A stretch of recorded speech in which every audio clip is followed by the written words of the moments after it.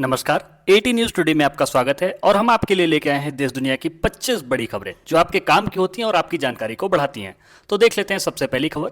Digital जनगणना 2026 का ऐतिहासिक आगाज। भारत सरकार ने आज देश की पूर्णतः डिजिटल जनगणना की आधिकारिक शुरुआत कर दी है। गृह मंत्रालय द्वारा जारी जनगणना 2026 पोर्टल के माध्यम से नागरिक अब अपने मोबाइल से ही अपनी जानकारी दर्ज कर सकेंगे। सरकार का लक्ष्य इस प्रक्रिया को 3 महीने में पूरा करना है। अधिकारियों का कहना है कि डिजिटल डेटा से नीतियों के क्रियान्वयन में पारदर्शिता आएगी और कागजी कार्रवाई पूरी तरह खत्म हो जाएगी। अगली बड़ी खबर है, संसद में एक राष्ट्र एक चुनाव बिल पारित। संसद के विशेष सत्र में आज एक राष्ट्र एक चुनाव विधेयक को भारी बहुमत के साथ मंजूरी दे दी गई। इस ऐतिहासिक फैसले के बाद अब 2029 से देश में लोकसभा और सभी राज्यों के विधानसभा चुनाव एक साथ आयोजित किए जाएंगे। प्रधानमंत्री ने इसे लोकतंत्र की मजबूती और संसाधनों की बचत वाला कदम बताया है। हालांकि विपक्षी दलों ने इसे संघीय ढांचे के खिलाफ बताते हुए सदन से बाइकआउट किया। अगली बड़ी खबर है, अयोध्या न्यू ग्लोबल सिटी का भव्य लोकार्पण। प्रधानमंत्री नरेंद्र मोदी ने आज अयोध्या में 500 एकड़ में फैली अत्याधुनिक न्यू ग्लोबल सिटी का उद्घाटन किया। यह शहर पूरी तरह से शून्य कार्बन उत्सर्जन और सौर ऊर्जा पर आधारित है। यहां अंतर्राष्ट्रीय स्तर के कन्वेंशन सेंटर, 5 सितारा होटल और आधुनिक परिवहन सुविधाएं विकसित की गई हैं। इस प्रोजेक्ट का उद्देश्य अयोध्या को विश्व के प्रमुख धार्मिक और पर्यटन मानचित्र पर पहले स्थान पर लाना है। अगली बड़ी खबर है, गंगा स्वच्छता मिशन 2.0 की नई गाइडलाइंस। नमामि गंगे परियोजना के दूसरे चरण के तहत केंद्र सरकार ने आज क्लीन गंगा 2.0 अभियान की घोषणा की। इसके अंतर्गत ऋषिकेश से लेकर गंगा सागर तक 250 नए real time sewage monitoring station स्थापित किए जाएंगे। सरकार ने सख्त आदेश दिए हैं, यदि कोई उद्योग सीधे तौर पर कचरा नदी में बहाता पाया गया तो उसका लाइसेंस तुरंत रद्द कर दिया जाएगा। जल शक्ति मंत्रालय का लक्ष्य 2027 तक गंगा के जल को सीधे पीने योग्य बनाना है। अगली बड़ी खबर है, बेंगलुरु मैसूर के बीच मैगलेव ट्रेन का सफल ट्रायल। भारतीय रेलवे ने आज भविष्य की तकनीक मैगलेव ट्रेन का बेंगलुरु और मैसूर के बीच सफल परीक्षण किया। यह ट्रेन हवा में तैरते हुए 460 किलोमीटर प्रति घंटे की रफ्तार से दौड़ेगी, जो भारत में एक नया रिकॉर्ड है। रेल मंत्री ने बताया कि इस तकनीक से बेंगलुरु से मैसूर की दूरी अब केवल 20 मिनट में तय की जा सकेगी। जल्द ही दिल्ली, वाराणसी और मुंबई पुणे रूट पर भी इस हाई स्पीड कॉरिडोर का काम शुरू होने की संभावना है। अगली बड़ी खबर है, मंगल ग्रह पर भारत नासा संयुक्त कॉलोनी का ब्लूप्रिंट। नासा और इसरो ने आज साझा प्रेस कॉन्फ्रेंस में मंगल ग्रह पर 2030 तक पहली मानव बस्ती बसाने का विस्तृत रोड मैप जारी किया है। इस मिशन का नाम मार्स हैबिटेट 1 रखा गया है। भारत इस मिशन के लिए विशेष रोबोटिक मॉड्यूल और लाइफ सपोर्ट सिस्टम विकसित कर रहा है। अंतर्राष्ट्रीय वैज्ञानिकों के अनुसार इस साल के अंत तक पहला मानव रहित कार्गो शिप मंगल की ओर रवाना होगा, जो वहां रहने के लिए आवश्यक आधारभूत ढांचा तैयार करने में मदद करेगा। अगली बड़ी खबर है, पेरिस जलवायु समझौता 2040 तक नेट जीरो का लक्ष्य। फ्रांस की राजधानी पेरिस में आयोजित वैश्विक जलवायु शिखर सम्मेलन में आज 150 से अधिक देशों ने 2040 तक नेट जीरो उत्सर्जन प्राप्त करने के संशोधित समझौते पर हस्ताक्षर किए। विकसित देशों ने विकासशील देशों के लिए $600 बिलियन के ग्रीन फंड की घोषणा की। भारत ने इसे सौर ऊर्जा क्षेत्र में अपनी उपलब्धियों को साझा करते हुए अन्य देशों को भी अक्षय ऊर्जा अपनाने के लिए प्रेरित किया। विशेषज्ञों ने इसे पृथ्वी को बचाने की आखिरी कोशिश माना। अगली बड़ी खबर है, रूस यूक्रेन शांति पर अंतिम मुहर। सालों के संघर्ष के बाद आज स्विट्जरलैंड के लुसाने में रूस और यूक्रेन के राष्ट्रपतियों ने स्थायी शांति समझौते पर हस्ताक्षर कर दिए। संयुक्त राष्ट्र की देखरेख में हुई इस संधि के तहत दोनों देश विवादित सीमाओं से अपनी सेनाएं 20 किलोमीटर पीछे हटाएंगे। इस ऐतिहासिक समझौते से वैश्विक अर्थव्यवस्था, विशेषकर तेल और अनाज की कीमतों में स्थिरता आने की उम्मीद है। अंतर्राष्ट्रीय समुदाय ने इस कूटनीतिक जीत का स्वागत किया है। अगली बड़ी खबर है, एप्पल ने पेश किया अपना पहला सेल्फ हीलिंग आईफोन। टेक दिग्गज एप्पल ने आज सैन फ्रांसिस्को में आयोजित इवेंट में अपना पहला बहुप्रतीक्षित आईफोन फोल्ड लॉन्च किया। इस फोन की सबसे बड़ी खासियत इसकी सेल्फ हीलिंग स्क्रीन है, जो मामूली खरोंच और डेंट को अपने आप ठीक कर लेती है। इस पे AI powered pro max chip लगाई गई है, जो पिछले मॉडल से 40% अधिक तेज है। भारत में इसकी प्री बुकिंग कल से शुरू होगी। विशेषज्ञों का मानना है कि यह स्मार्टफोन तकनीकी के क्षेत्र में नई क्रांति लेकर आएगा। अगली बड़ी खबर है, भारत का अपना 6G नेटवर्क ट्रायल सफल। दूरसंचार मंत्रालय ने आज दिल्ली के एरो सिटी में भारत के पहले स्वदेशी 6G नेटवर्क का सफल परीक्षण किया। ट्रायल के दौरान 1.2 टेराबिट प्रति सेकंड की अविश्वसनीय स्पीड दर्ज की गई, जो 5G से लगभग 100 गुना अधिक है। संचार मंत्री ने कहा, 2026 के अंत तक देश के प्रमुख महानगरों में 6G सेवाएं व्यावसायिक रूप से उपलब्ध होंगी।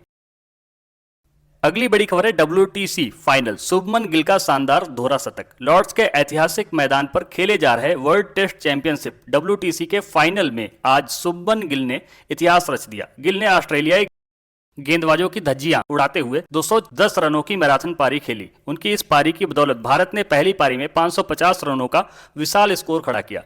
खेल विशेषज्ञों के अनुसार गिल की यह पारी टेस्ट क्रिकेट के इतिहास की सबसे बेहतरीन पारियों में से एक है। ऑस्ट्रेलिया पर अब हार का खतरा मंडरा रहा है।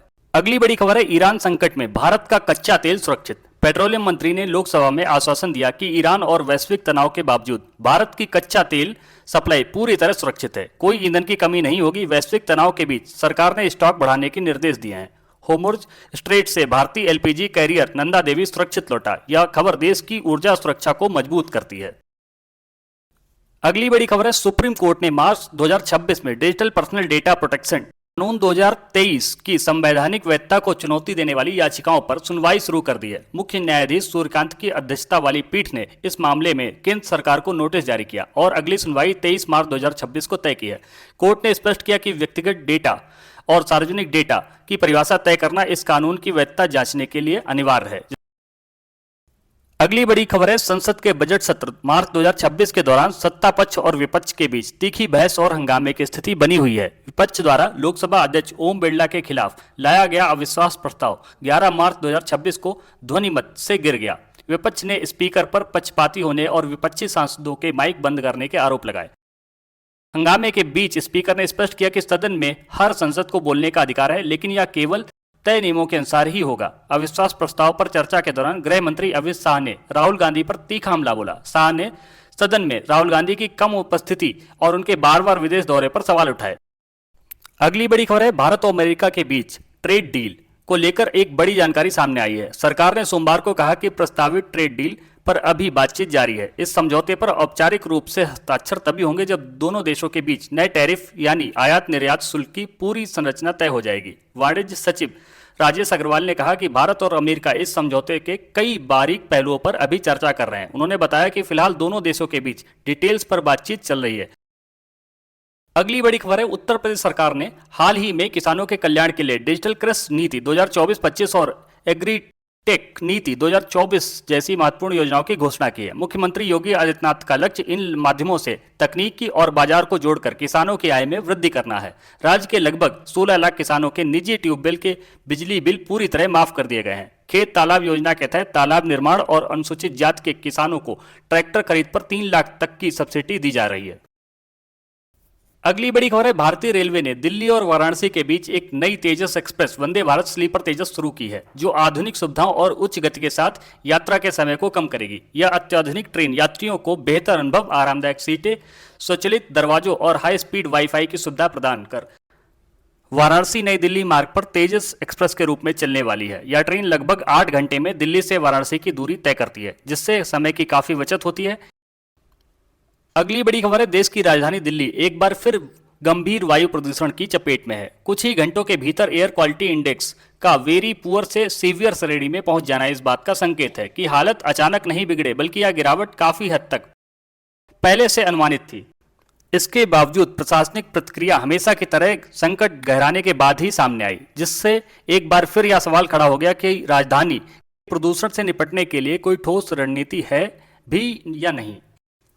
अगली बड़ी खबर है भारतीय सेना और रक्षा अनुसंधान एवं विकास संगठन ने हाल ही में कई स्वदेशी मिसाइलों का सफल परीक्षण किया है, जिसमें लंबी दूरी की ब्रह्मोस, अग्नि-3 और आकाश शामिल हैं। ये मिसाइलें अत्यधिक सटीक और 30 से 3500 किलोमीटर तक की रेंज में दुश्मन के ठिकानों को तबाह करने में सक्षम है, जिससे भारत की रक्षा क्षमता में बड़ा इजाफा हुआ है।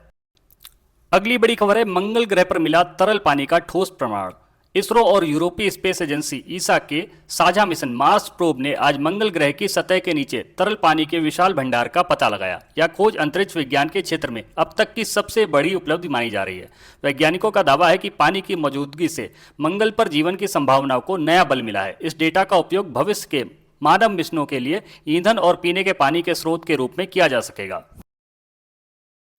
अगली बड़ी खबर है यूरोपीय संघ ने लागू किया डिजिटल पासपोर्ट नियम। यूरोपीय संघ ने आज से सभी अंतर्राष्ट्रीय यात्रियों के लिए अनिवार्य डिजिटल बायोमेट्रिक पासपोर्ट नियम लागू कर दिए हैं। अब यात्रियों को भौतिक पासपोर्ट ले जाने की जरूरत नहीं होगी। उनका सारा डेटा क्लाउड आधारित सिस्टम पर सुरक्षित रहेगा। एयरपोर्ट पर केवल फेस स्कैन के जरिए इमिग्रेशन प्रक्रिया पूरी हो जाएगी। इस तकनीक से सुरक्षा जांच में लगने वाला समय 70% तक कम हो जाएगा। कई अन्य देशों ने भी इस मॉडल को अपनाने में रुचि दिखाई है। अगली बड़ी खबर है, भारत का पहला क्वांटम कंप्यूटर राष्ट्र को समर्पित। प्रधानमंत्री ने आज बेंगलुरु में भारत के पहले स्वदेशी क्वांटम कंप्यूटर का उद्घाटन किया। इसे डीआरडीओ और आईआईएससी के वैज्ञानिकों ने मिलकर तैयार किया है। यह कंप्यूटर पारंपरिक सुपर कंप्यूटरों से करोड़ों गुना तेज गणना कर सकता है। इसका उपयोग जटिल मौसम पूर्वानुमान, ड्रग डिस्कवरी और साइबर सुरक्षा को अभेद बनाने के लिए किया जाएगा। भारत अब उन चुनिंदा देशों की सूची में शामिल हो गया है जिनके पास अपनी क्वांटम कंप्यूटिंग तकनीक है। अगली बड़ी खबर है, भारतीय महिला फुटबॉल टीम ने जीता एशिया कप। भारतीय महिला फुटबॉल टीम ने आज ढाका में खेले गए रोमांचक फाइनल मुकाबले में दक्षिण कोरिया को 2-1 से हराकर पहली बार एशिया कप का खिताब अपने नाम किया। कप्तान मनीषा कल्याण ने खेल के अंतिम मिनट में निर्णायक गोल दागा। इस ऐतिहासिक जीत के साथ ही भारत ने अगले साल होने वाले महिला फुटबॉल वर्ल्ड कप के लिए भी क्वालिफाई कर लिया है। राष्ट्रपति और प्रधानमंत्री ने टीम के इस शानदार सफलता पर बधाई दी है।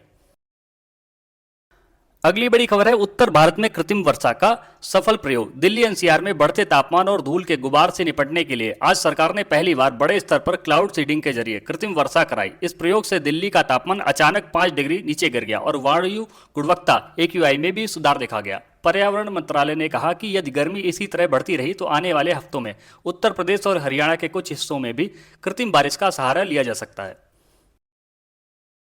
अगली बड़ी खबर है, रिलायंस इंडस्ट्रीज ने लॉन्च किया भारत का सबसे बड़ा ग्रीन हाइड्रोजन प्लांट।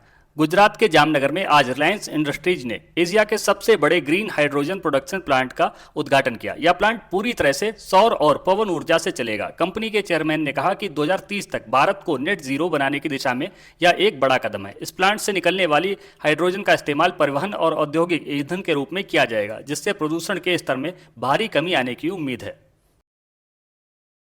तो ये थी देश दुनिया की 25 बड़ी खबरें। और अगर आप हमारे चैनल पे पहली बार आए हैं तो चैनल को सब्सक्राइब करना ना भूलें। वीडियो को लाइक करके अपने मित्रों के साथ शेयर करें। पूरा वीडियो देखने के लिए बहुत बहुत धन्यवाद। आपका समय शुभ हो।